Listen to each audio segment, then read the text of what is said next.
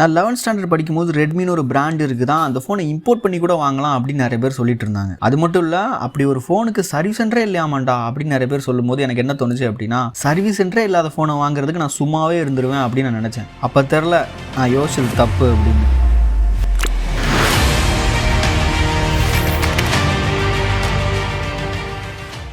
அந்த time ரெட்மியில் me 4ஐன்னு ஒரு phone இருந்தது. ரெட்மி அவங்களோட ஸ்டாச்சுவை கொஞ்சம் கொஞ்சமாக செதுக்கிட்டு இருந்தாங்க இந்தியாவில். அப்போ கூட யாரும் கண்டுக்கல, ஒரு கஸ்டம் யூஏ தயாரிக்கிற கம்பெனி எப்படி அவ்வளோ பெருசாக வந்துடுவாங்க அப்படின்னு தான் எல்லாரும் நினச்சாங்க. இப்போ தான் காலப்போக்கில் ஒரு ஃபோன் வந்தது, ரெட்மி நோட் 3ன்னு ஒரு ஃபோனு. ஸ்மார்ட் ஃபோனோட ஊரையே சாப்பிட்ற மாதிரி ஒரு ஃபோன். இந்த மாதிரி ஒரு வேல்யூ ஃபார் மணியாக அது வரைக்கும் இந்தியன் மார்க்கெட்டில் யாருமே பார்த்ததே இல்லை. அண்ட் மோர் ஓவர் அவங்களோட சேல்ஸ் பார்த்தீங்க அப்படின்னா இந்தியாவில் நினச்சதை விட பயங்கரமாக இருந்தது. நம்ம மக்கள் கஷ்டப்பட்டு சேர்த்து வச்சு ஒரு ஃபோன் வாங்கணும் அப்படின்னு நினைக்கும் போது அந்த இடத்துல ரெட்மியால் சேர் போட்டு உட்கார முடியல. அதுதான் உண்மை. அதுக்கான ரீசன் ரெட்மி அந்த டைமில் ஒரு ஆன்லைன் பிராண்டாக மட்டும்தான் இருந்தது. ஒரு பக்கம் போட்டு கலாய்ச்சிட்டு இருந்தாங்க. யங் ஜென்ரேஷன் பசங்க எல்லாரும் அயன் பாக்ஸை ஆம்லெட் போடுன்னு சொல்லி பயங்கரமாக கலாய்ச்சாங்க.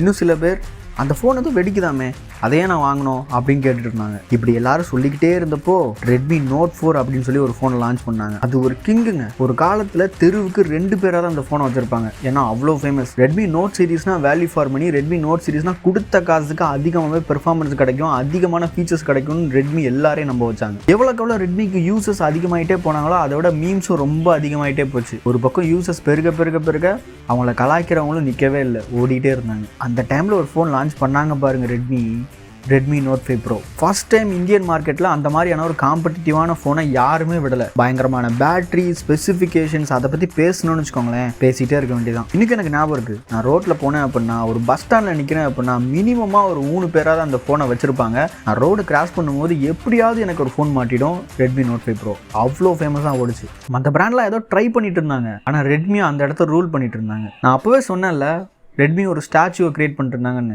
அது ஒரு பாகுபலி ஸ்டாச்சுன்னு அப்போ தான் புரிஞ்சுது எல்லாத்துக்கும். வேல்யூ ஃபார் மணினா என்னென்னா, அந்த டைமில் இவங்க கிட்ட மற்ற கம்பெனிலாம் டியூஷன் தான் படிக்கணும், அந்த ரேஞ்சில் தான் ரெட்மி இருந்தாங்க. ரோட்டில் விவோ ஓப்போ போர்டு இருந்த இடத்துலலாம், சார் கொஞ்சம் வழி விடுங்க நான் வந்துட்டேன் அப்படின்னு சொல்லி ரெட்மியோட போர்டு எல்லாமே எட்டி பார்க்க ஆரம்பிச்சது. ப்ளூ கலர் போர்டை மட்டுமே பார்த்துருந்த நம்ம மக்களுக்கு கொஞ்சம் ரெட் கலர் போர்டும் கண்ணுக்கு தெரிய ஆரம்பிச்சது. ரெட்மி எப்போயுமே ஒரு ட்ரெண்ட் செட்டருங்க. அவங்க செஞ்ச விஷயத்த அதுக்கடுத்து எல்லா கம்பெனியும் செய்ய ஆரம்பிப்பாங்க. கிட்டத்தட்ட ஒரு ஐஃபோன் மாதிரி.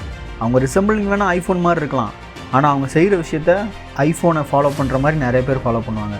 இடையில கொஞ்சம் கேப் விட்டு அடுத்து ஒரு ஃபோன் லான்ச் பண்ணாங்க பாருங்கள், ரெட்மி நோட் 7. 48 மெகா பிக்சலில் யார் இந்த ரேட்டுக்கு கொடுக்க முடியும் அப்படின்னு சொல்லி பல கான்ட்ரவர்சிக்கு அப்புறமா 13,000 ரூபாய்க்கு 48 மெகா பிக்சல் நான் கொடுக்குறேன், யார் கொடுப்பீங்க அப்படின்னு சொல்லி லான்ச் பண்ண ஃபோன் தான் Redmi Note 7. Pixel binning controversy போயிட்டு இருக்க இடத்துல இதை என்னால் கொடுக்க முடியும் அப்படின்னு நிரூபித்து காட்டினாங்க ரெட்மி. அங்கே ஆரம்பிச்சு தான் இந்த மெகா பிக்சல் ரேஸ். இன்றைக்கி பார்த்தீங்க அப்படின்னா எல்லா கம்பெனியும் மெகா பிக்சலை அதிகமாக கொடுத்து உங்களை அட்ராக்ட் பண்ண ட்ரை பண்ணுறாங்க. இந்த ஸ்ட்ராட்டஜியை முதல்ல ஆரம்பிச்சது ரெட்மி தான். அது நல்லதா கெட்டதான்னு தெரியல, ஆனால் அந்த ஸ்ட்ராட்டஜியை கமர்ஷியலாக இம்ப்ளிமெண்டேஷன் பண்ணி அதில் சக்ஸஸ் ஆனது ரெட்மி தான். இன்னும் கரெக்டாக சொல்லணும் அப்படின்னா பழம் யார் வேணால் சாப்பிட்லாம், ஆனால் நான் போட்டது.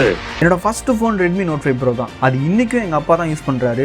இன்னி வரைக்கும் ஒரு லேக் நான் அதில் பார்த்ததில்லை. நான் அவ்வளோ ஃப்ரெஷ்ஷு. பிகாஸ் அந்த மாதிரி யூஏ அவங்க அருவா அடிக்கிறவனுக்கு அருவா பிடிக்க சொல்லி தரணுமா என்ன, அந்த மாதிரி தான். இன்றைக்கி விவோ ஓப்போ சாம்சங் எல்லாம் அவங்க யூஏ பயங்கரமாக டெவலப் பண்ணி வச்சிருக்காங்கல்ல, இதெல்லாம் யாருனால நினைக்கிறீங்க? எம்ஐயூஏல தான். ரெட்மி ஃபோனோட அவங்க காம்பீட் பண்ணணும் அப்படின்னா கண்டிப்பாக அவங்களோட யூஏ சேஞ்ச் பண்ணி தான் ஆகணும். பிகாஸ் ப்ளஸ் பாயிண்ட்டே அவங்களோட யூஏ தான். இந்தியாவில் முறையாக லேகே இல்லாத ஒரு யூஏ கொண்டு வந்தவங்க அவங்க தான். பிகாஸ் எம்ஐயூயோட பவர் அப்போ அப்படி இருந்தது. என்ன தான் ஆண்ட்ராய்டு அப்டேட் கொடுத்தாலும் எம்ஐயூ அப்டேட் கொடுத்தா போதும் அவங்களுக்கு. அந்த ஃபீச்சர்ஸ் எல்லாம் எம்ஐயூ அப்டேட் கொடுத்த உடனே ஆட்டோமேட்டிக்காக ஃபோன் ரிஃப்ரெஷ் ஆகி பேட்டரி லைஃப்லேருந்து எல்லாமே சரியாயிடும். அந்த அளவுக்கு பவர் ரெட்மிட்ட இருந்தது. இன்றைக்கும் பேட்டரி லைஃப்பில் இம்ப்ரூவ் பண்ணுறாங்க, வெறும் சாஃப்ட்வேர் அப்டேட் மூலமாக மட்டுமே. எது எப்படியோ நல்லதோ கிட்டதோ இடையில இருக்கிற நல்ல விஷயத்த உங்களுக்கு நான் எடுத்து சொல்லியிருப்பேன்னு நினைக்கிறேன்.